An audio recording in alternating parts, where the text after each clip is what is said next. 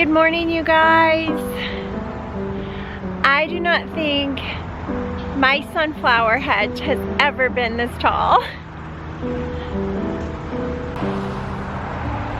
Look at these sunflowers, you guys.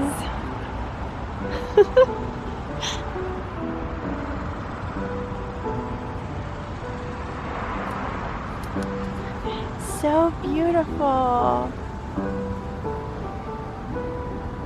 I feel like I'm gardening in a cozy room. Actually, the flowers surrounding me this year are just amazing. I don't know. So cool. And butterflies and bees coming by for a sip.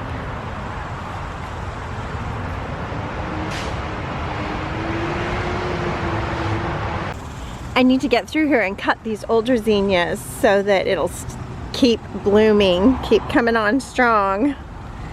Echinacea. I wish I knew how to harvest this and use it, you guys, for medicine, for immune support. I do not know how to do that yet. I'm gonna have to look it up. So exciting. All right, you guys, the sun is already bright and hot. Although my sunflowers are shading me somewhat. So cool. I feel like I'm in my own sweet little space here. Let's get this elephant garlic harvested.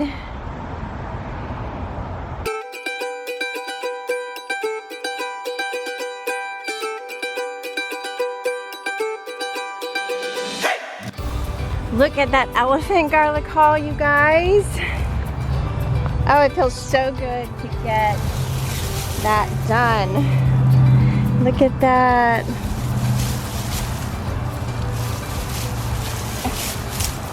Can't get it. Look at that. And it's so satisfying to know that all of my elephant garlic and all of my regular garlic this year was from my own stores, my own leftover stores of garlic that I planted. So it just took like a year to get built up, get enough garlic to plant the next year. So exciting. Victory, homestead victory. I still have these screens set up, so let's get this garlic dried out.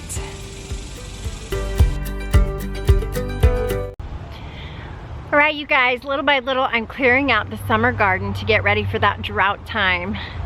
That time in Dallas, Texas, where there is just no rain. We are not forecasted for rain for 2 weeks, so it's just, that's the way it is. And it's hard to fight. Usually I think I fought against it each year, but this year I'm gonna do things a little bit differently because, like I've told you before, I put down way more water than I'm getting back in produce. The money for the water I'm spending, I'm not getting back in produce out of the garden. So a lot of the garden is gonna be shut down this year, and me and my son are going to build an aquaponics system right here. And then I'm gonna go every year, this is the plan, we'll see if it works, every year to go to my aquaponics system and garden in here during the drought time, and then go back into my full garden in the fall and winter.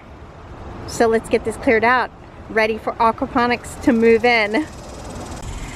I should show you that I got a little taste of aquaponics system this year, and I've really enjoyed it.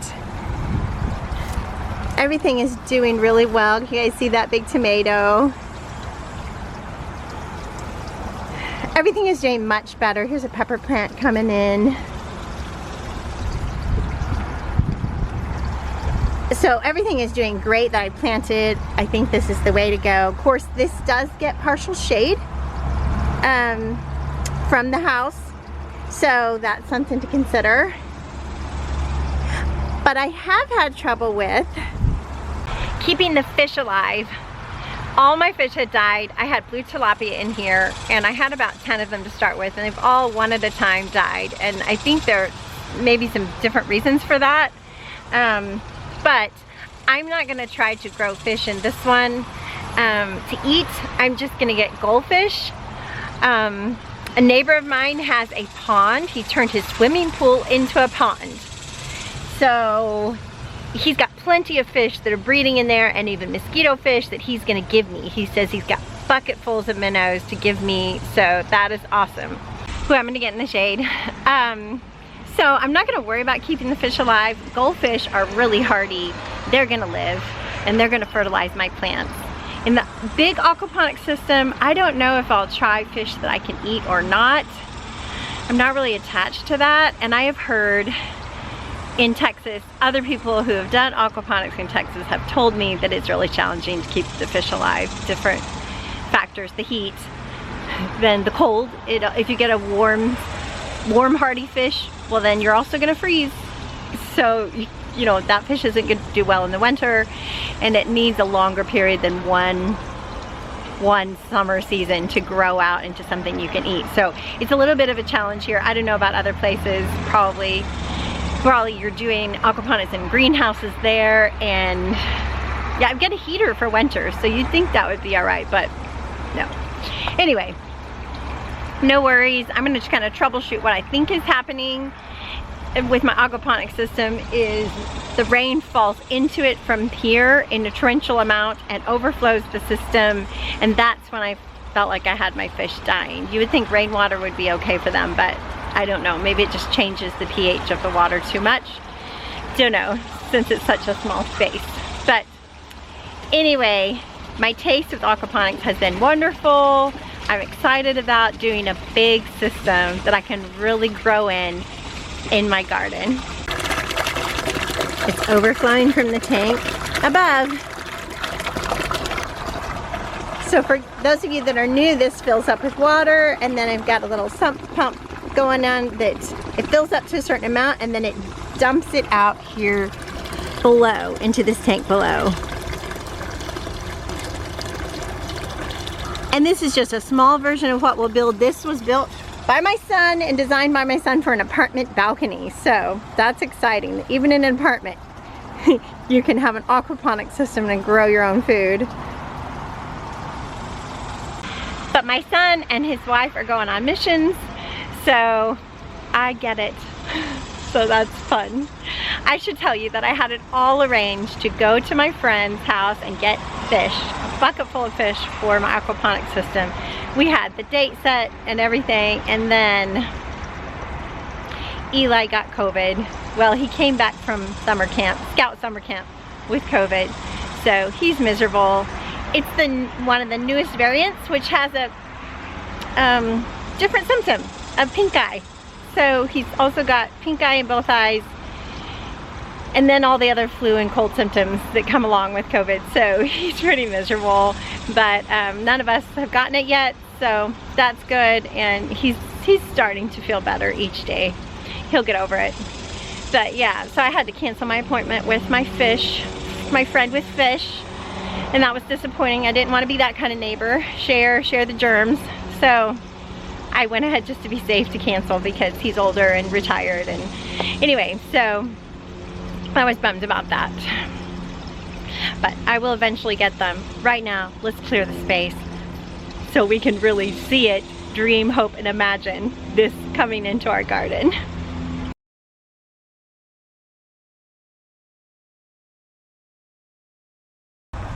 As you guys can see, my big red bell peppers are not doing good in this bed. So I don't really have the time or the money to baby anything. So they're coming out.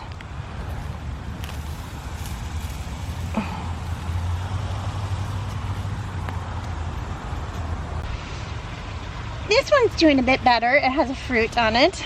So I'm going to cut this one off, the fruit, eat it, and then I'm going to cut this a little bit shorter. Let's see, I'll cut it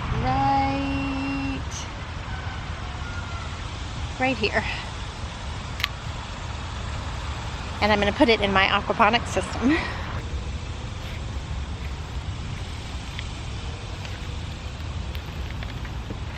The root system might be too big. We'll see.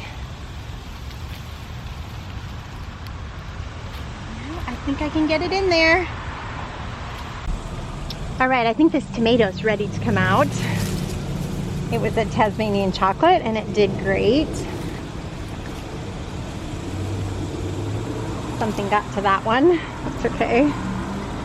Alright. Because in Dallas, Texas, when the temperature gets to be about 80 degrees at night, 75, 80 degrees at night, our night temperatures don't cool down. Look at that root structure on that. That's great. You guys see that? Yeah, okay. Yeah, when our temperature at nighttime gets about 80 degrees, it doesn't cool off. So the tomato plants might have blossom, but they're not going to set fruit, no matter how much we want them to. So goodbye tomato. Hello pepper.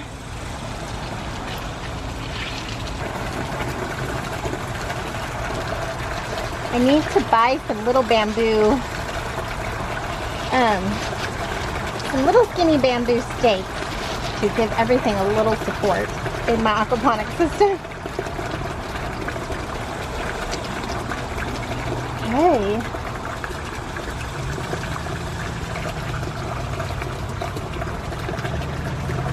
Oh, here's another little pepper. It's getting kind of squished by the tomato though. Okay. Yeah, see, I need some support in here. Okay. These two big red bells, I'm gonna move over to my pepper bed that they seem to be doing well. These are banana peppers, so they're doing really well. And these are new for me this year. I can't remember what they're called. Oh, it was like a sneeze. A chachuga, something like that. Anyway, I haven't tasted them yet. Looks like some are getting big. They're not supposed to be hot. They're supposed to be really good. Let's taste one. I think they're supposed to turn red though. From what I remember, they're not supposed to be hot anyway. Let's try it and see. I hope I'm right.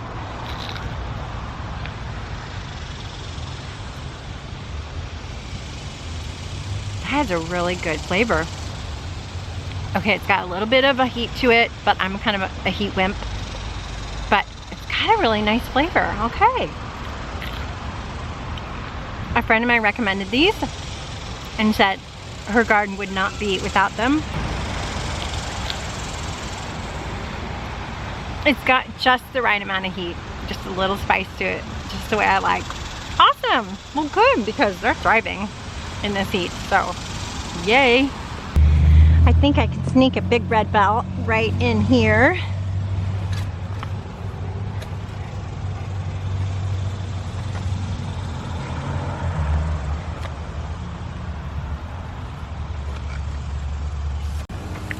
And here.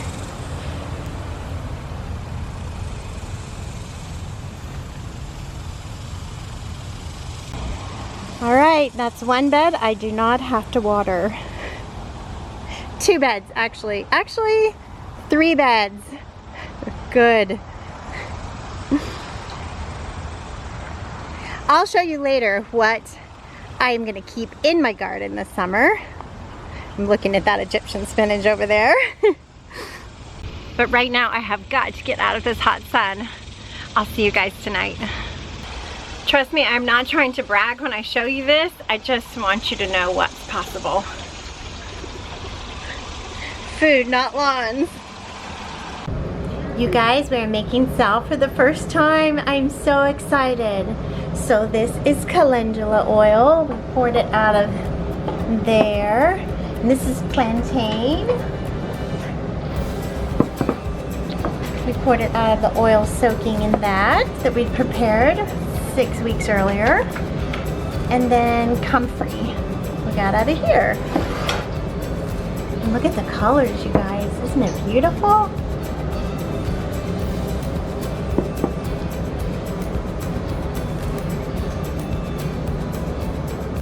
So we used a 1/4 cup of each and we poured it in there, and so all we need is the beeswax.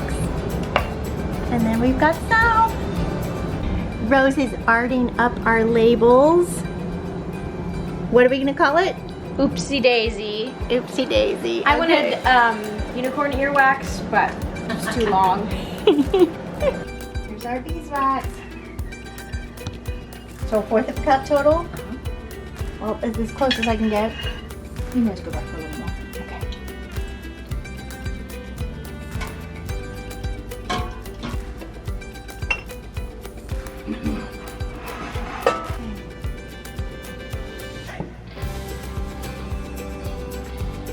beautiful golden color.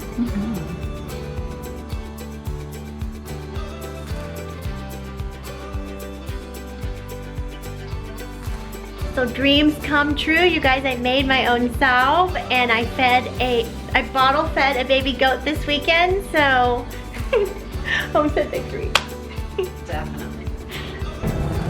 So Rose made all our oopsie daisy labels because the salve is for boo-boos, and then she snuck in one unicorn earwax label. I love it. I think that's great. I don't know if you guys can see that. That's so awesome.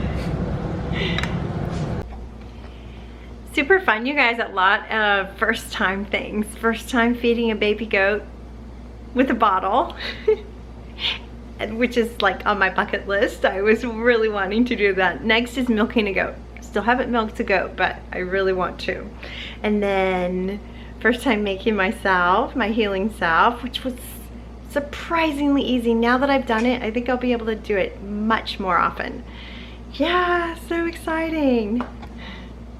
And the leftover beeswax that I refined, I just pour into these silicone molds and just pop them out. This is really a darker golden beeswax. I love it though. Smells amazing. Smells like honey.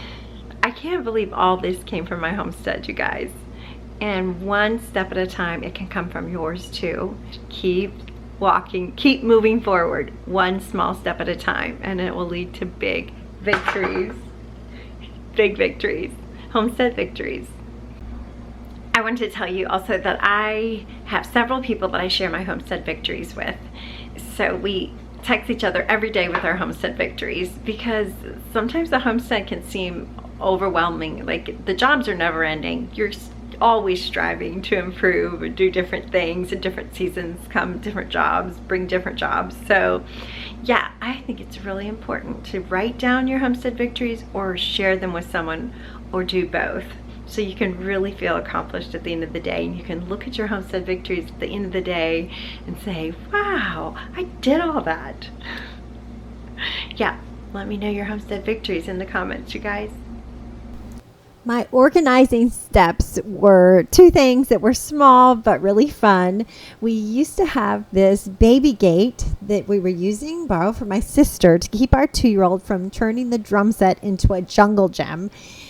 Eli plays drums. He's a drummer, if you didn't know. And we switched it out with this geometrical panel system that my wonderful son put together for me, and I think it turned out really good to make the music corner look really put together.